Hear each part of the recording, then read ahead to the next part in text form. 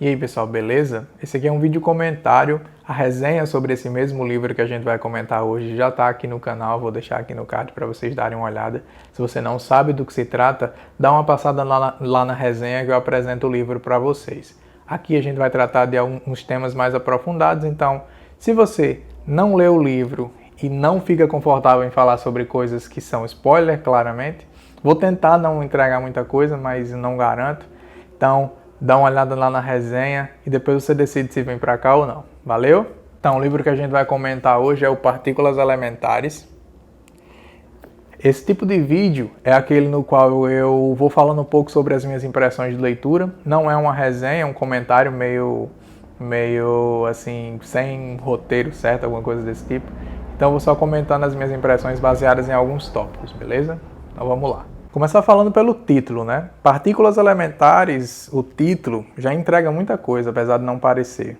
Esse título, ele tem esse caráter meio científico, né? Tá falando de coisa meio química, meio física, algo desse tipo, ciência. Partículas Elementares. E ele já entrega algo meio que visão de mundo do Houellebecq, sabe? O Houellebecq, ele tem um livro de não ficção sobre o Lovecraft. Esse livro eu já li, ele vai estar aqui no canal, vou trazer vídeo sobre ele mais pra frente. Mas ele mostra a correspondência, vamos dizer assim, a identificação, divisão de mundo entre o Lovecraft e o Houellebecq, e essa é a única semelhança literária, vamos dizer assim, entre eles, que é essa visão de mundo completamente desolada. É uma visão de mundo a partir da qual o universo é absolutamente indiferente a qualquer traço de humanidade que possa acontecer aqui na Terra. E, como ele fala, o mundo, o universo não passa de um arranjo de partículas elementares. Essa frase ela está lá no livro sobre o Lovecraft, que é o H.P. Lovecraft contra o mundo, contra a vida. Isso me chamou a atenção e eu acabei anotando aqui, ó. Vou mostrar para vocês. Logo aqui no início do livro, não sei se ele está aqui, não sei se dá para ler direitinho. O universo não passa de um arranjo furtivo de partículas elementares. Essa frase está lá no livro do Lovecraft e já entrega o título do livro que ele ainda viria publicar. Esse livro de não ficção sobre o Lovecraft é a primeira coisa que ele lança. Depois ele vai lançar um outro livro de ficção chamado A Extensão do Domínio da Luta. E depois vem esse aqui. Se eu não me engano, esse aqui é o terceiro livro dele.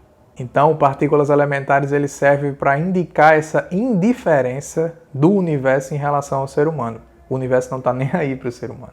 Logo no início do livro, ele apresenta uma ideia, que é a ideia de mutação metafísica, que eu já achei muito interessante. Na minha opinião, é uma forma que o autor encontrou de começar aos poucos a introduzir essa atmosfera de ficção científica, que só vai explodir no final, nas últimas páginas do livro, mas ele começa pouco a pouco e soltando assim, aos pouquinhos esse conteúdo mais voltado para o sci-fi.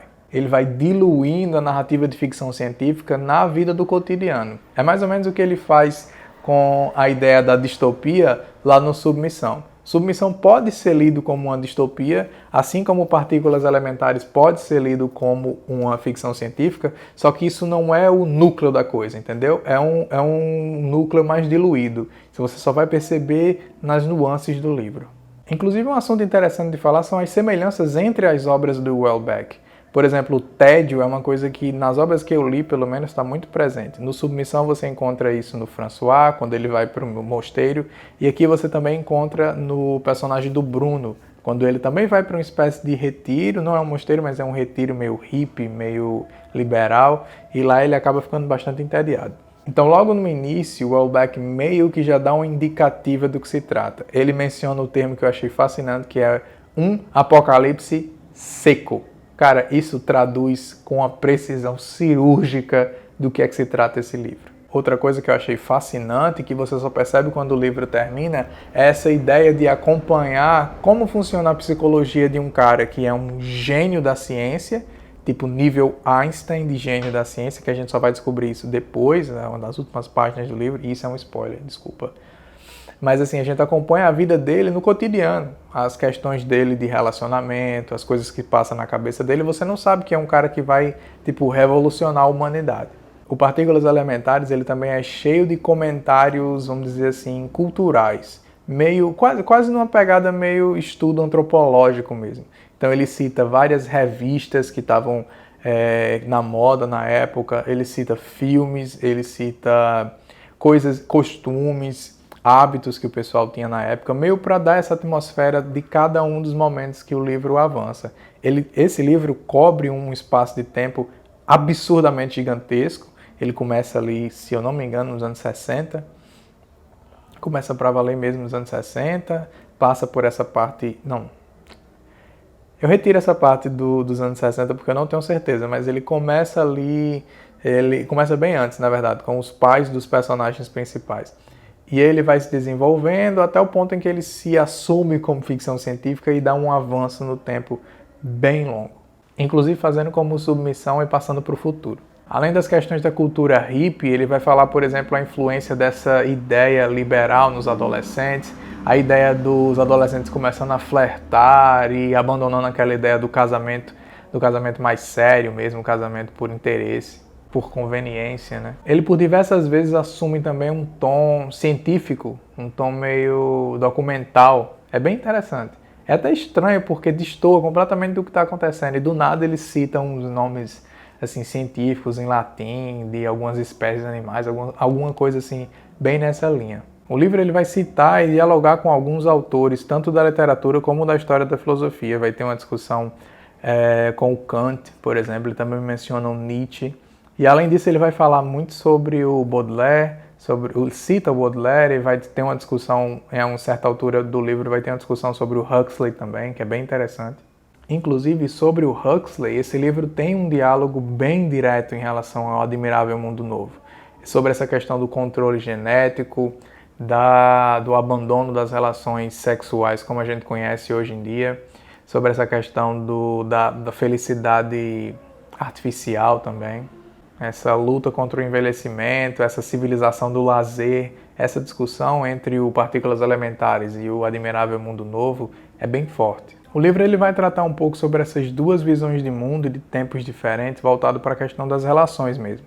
Por exemplo, com a ideia do amor romântico versus a liberação sexual, sobretudo nos adolescentes, como é que isso afeta eles.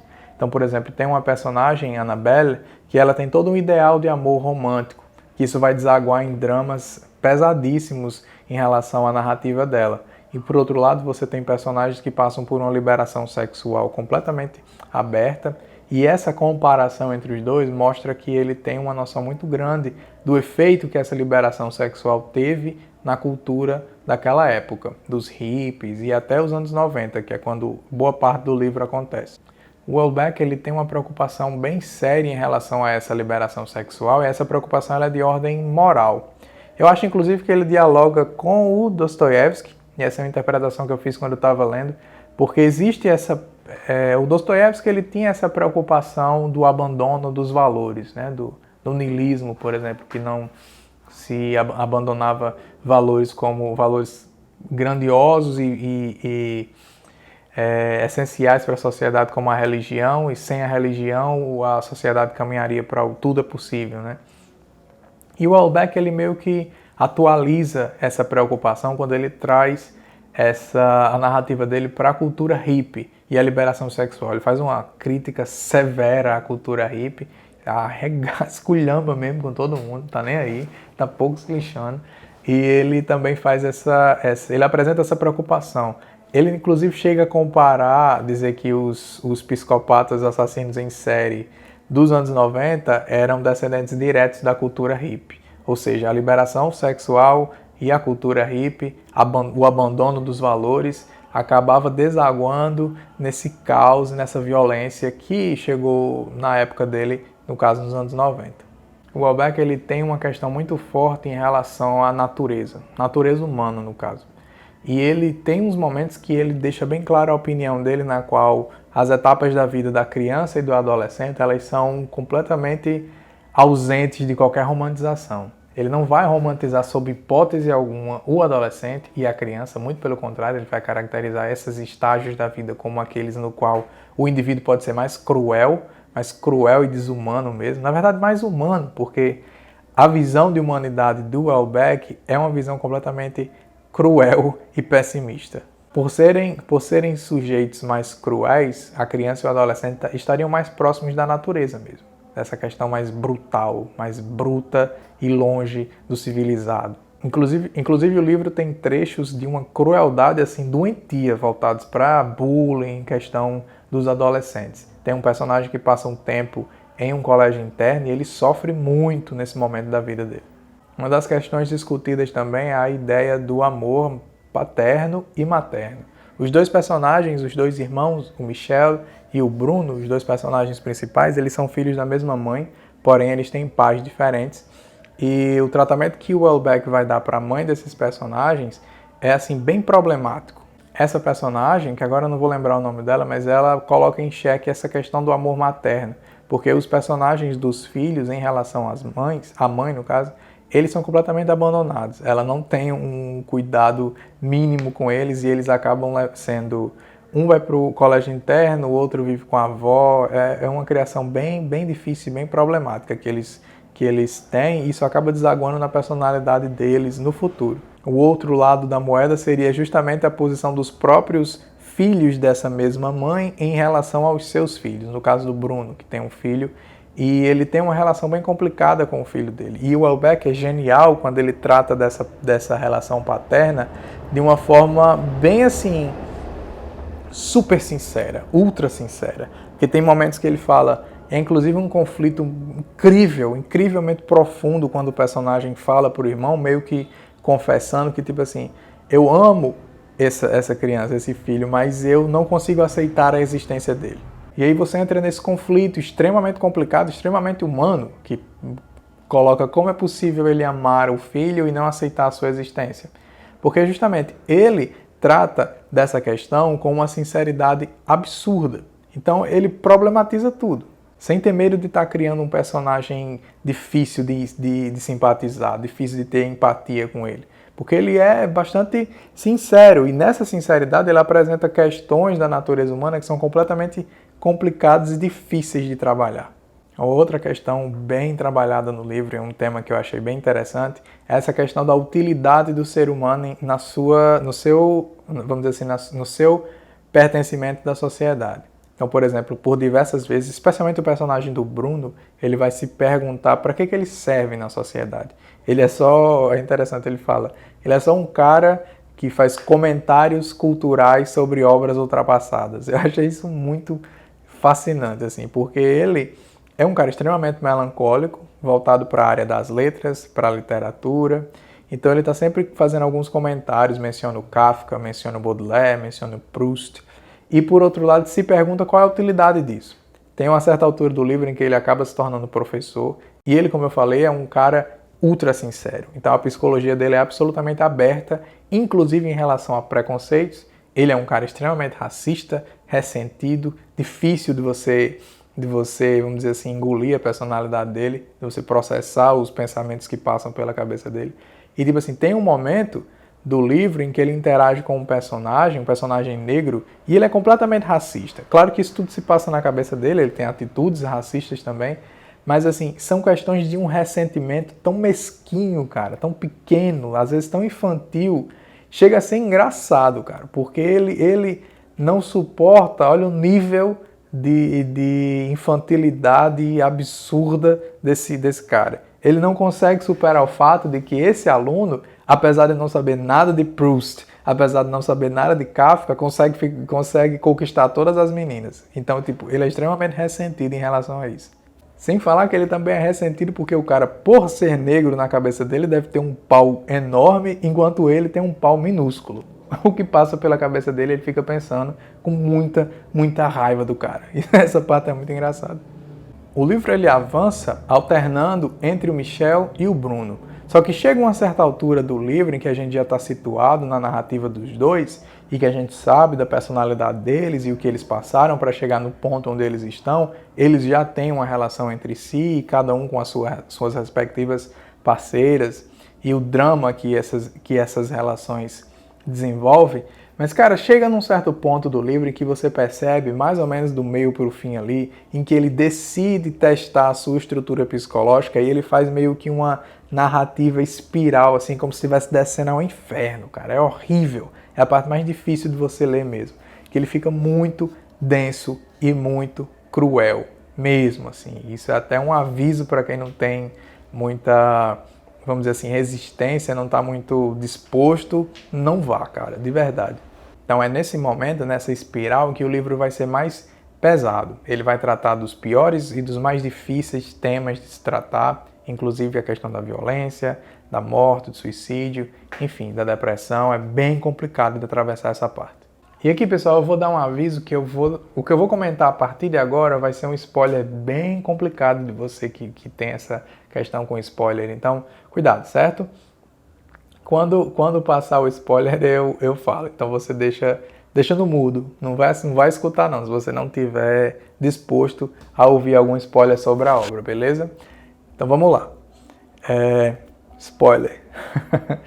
Tem um momento do livro em que a gente descobre que, na verdade, ele está caminhando para se tornar, como eu falei, uma ficção científica, e isso implica dizer que o Michel ele desenvolve uma espécie de estudo de desenvolvimento genético e vai permitir com que o ser humano desenvolva uma nova espécie baseada no ser humano, mas caminhando para frente na evolução. Então é uma espécie que não depende da reprodução sexuada e também meio que atinge a imortalidade. Então é um avanço na evolução, o que implica dizer que a humanidade vai ficar para trás, eventualmente vai ficar obsoleta e vai se acabar. E tem um momento do livro em que ele cita a seguinte frase, preste atenção. O eu é uma neurose intermitente da qual o homem ainda está longe de curar-se. Cara, isso é muito massa, puta que pariu. Essa nova espécie, depois que o livro passa, você acaba interpretando que essa nova espécie proposta e desenvolvida pelo Michel, lembra que eu falei que a gente não sabe que ele vai se tornar um cara genial para a ciência moderna, nível Einstein de genial? Essa nova espécie que ele meio que acaba desenvolvendo, ela talvez seja uma proposta do autor justamente de livrar-se desse eu, do ego, daquilo que carrega tudo que o ser humano tem de naturalmente ruim, naturalmente mal mesmo, cruel, e levar para uma evolução. Essa evolução implica o abandono da humanidade. Por isso que é uma proposta bem pessimista, meio apocalíptica mesmo. Aquele apocalipse seco que o cara fala lá no início. Então, voltando aqui. Volta sem spoiler. Não é sem spoiler, mas assim, não vou entregar trechos pontuais como eu acabei de fazer nesse trecho anterior. O livro também tem uma discussão bem interessante sobre a ideia da ressurreição. E ele traz inclusive uma discussão com São Paulo, que eu na minha leitura também associei com o Dostoiévski dos Irmãos Karamazov, que eu achei bem interessante. Então meio que o que acontece é que o Welbeck traz o São Paulo, e o São Paulo é que indica para o Dostoiévski, fazendo essa coisa meio borgiana de citar algo que veio depois de você. A discussão que o Welbeck vai trazer é que a crença na ressurreição ela é importante para que a religião se sustente. Porque se você não acredita na ressurreição e na remissão dos pecados, significa que você não acredita também no poder da religião. Não faz sentido, porque sem a ressurreição você não vai ter vamos dizer assim, você não vai se livrar da sua culpa e dos seus pecados. O que implica dizer que você, e aí é onde entra o Dostoiévski, estaria livre para fazer o que for enquanto estiver vivo, já que quando acabar, não tem retorno. Então não tem nada do que você faz agora implica no que acontece depois. Essa discussão o Welbeck traz, e ele traz de forma maravilhosa, entre tantas outras discussões sérias, filosóficas, que fazem com que esse livro seja incrível do ponto de vista da densidade mesmo, do conhecimento e das discussões. E só para finalizar, o livro também tem uma discussão que ela também está presente lá no Submissão, do Welbeck, que é essa ideia da resignação do ser humano frente a uma ameaça. No caso do Submissão, essa ameaça era, vamos dizer assim, a invasão cultural muçulmana que estaria se sobrepondo à cultura francesa, a qual os franceses se resignaram e deixaram que ela tomasse de conta, elegendo um presidente árabe, muçulmano no caso. Aqui essa resignação ela também aparece como temática, mas ela só fica lá para o final, quando o livro realmente assume esse caráter de ficção científica, e eu não vou abordar ela aqui também porque já seria entregar coisa demais. Beleza? Então esses foram os meus comentários de leitura sobre o Partículas Elementares, livro do Michel Welbeck. Se você gostou, não esquece de deixar aqui o seu comentário falando quais foram os pontos que chamaram mais a sua atenção e o que foi que você achou da leitura. E se você ficou interessado, ainda não leu e ficou interessado em ler, comenta aqui também, beleza? Então vou ficando por aqui, pessoal. Lembrando que, como disse o Baudelaire, ou foi o Hipócrates ou foi o Longfellow, a arte é longa e o tempo é curto. Mas valeu aí por ter ficado até o final. Tchau!